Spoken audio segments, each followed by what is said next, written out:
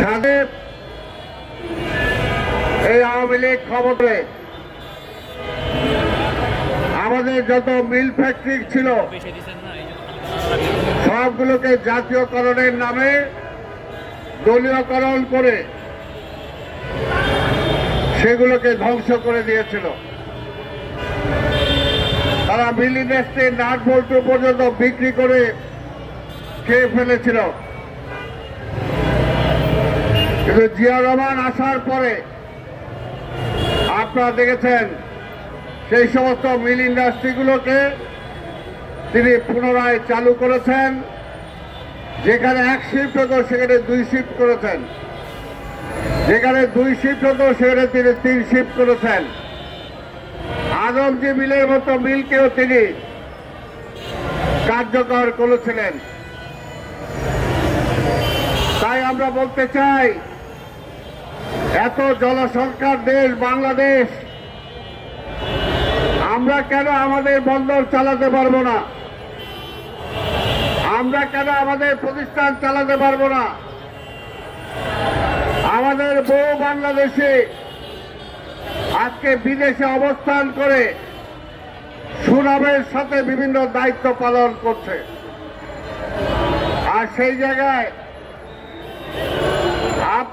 আমাদের জাতীয় প্রতিষ্ঠানগুলো লিজ দিয়ে দিতে হবে, সেটা কোনোভাবেই মেনে নেওয়া যায় না।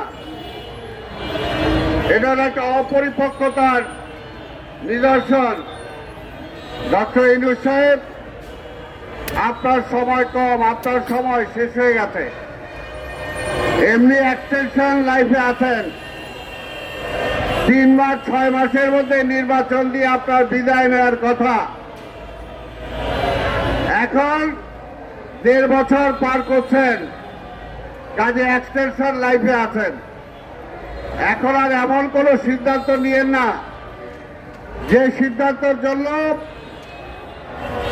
আপনার ভবিষ্যৎ সুন্দর হবে না। বাংলাদেশের মানুষ যেমনি সহজ আবার তেমনি কঠিন। ইতিহাস পর্যালোচনা করে দেখেন, এই দেশের মানুষ কাউকে ক্ষমা করে নাই যে অন্যায় করেছে। কাজে আমরা চাই না অল্প দিনের জন্য আপনি এসেছেন, আপনিও এই ধরনের কোনো কাজ করে পরবর্তীতে জলরসে পড়েন, সেই রকম আমরা চাই না।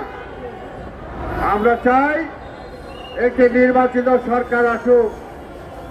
নির্বাচিত সরকারই ঠিক করবে বন্দর কাউকে দিব না আমরা নিজেরা চালাবো। যদি আমরা চাই বাংলাদেশের মানুষ তারা নিজেরাই চালাতে পারে, তাদের দরকার হলে এক্সপার্ট হিসেবে গড়ে তুলতে হবে। কিন্তু এখানে বেকার সমস্যা অনেক। আপনি দায়িত্ব নেওয়ার পরে কয়জন মানুষের চাকরি দিতে পারছেন? চাকরি দিতে পারেন নাই, বেকার বাড়িয়েছেন। মধ্যবিত্ত নিম্ন মধ্যবিত্ত হয়েছে, নিম্ন মধ্যবিত্ত থেকে আজকে ভূমিহীন অবস্থায় চলে গেছে অনেক মানুষ।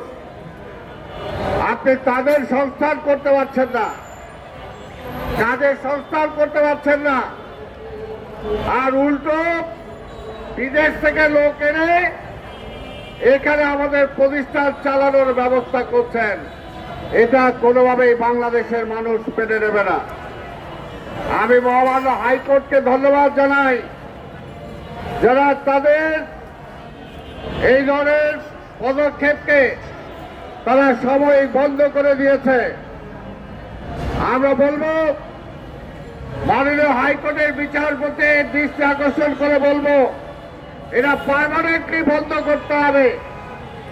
পার্মানেন্টলি আপনি বন্ধ করে দেন, যাতে কোনোভাবেই তারা বিদেশিদের হাতে ইজারা না দিতে পারে, কাজের কাজ করতে পারেন না। আজকে যে একটু আগে কথা হলো, আমার এখানে শিক্ষক ভাই বোনেরা আজকে এখানে অবস্থান ধর্মঘট করছে। তারা কারা? প্রতিবন্ধীদের জন্য স্কুল করেছে এবং তাদের মধ্যে অনেকে প্রতিবন্ধী আছে। তাদের দিকে আপনি তাকান না, আপনি তাকান বিদেশের দিকে। সাদা চামড়া কি বেশি পছন্দ? ওটা আপনার ব্যক্তি জীবনে পছন্দ হোক, কিন্তু যখন আপনি বাংলাদেশের দায়িত্বে আছেন, এই ধরনের গুণে খাওয়া মানুষকেই আপনার পছন্দ করতে হবে। তারা একটা অসম্ভব কাজ করতেছে। যারা এখানে বিকলাঙ্গ প্রতিবন্ধী মানুষ যারা আছে, আরে তারা যে কাজ করতেছে এটা তো অসম্ভব একটা কাজ, এটা সবের কাজ।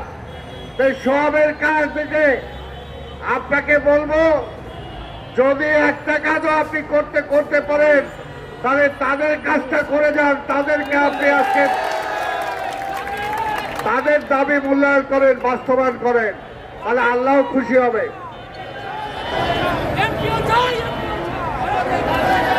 বাবা ঠিক আছে, তাহলে আল্লাহ খুশি হবে।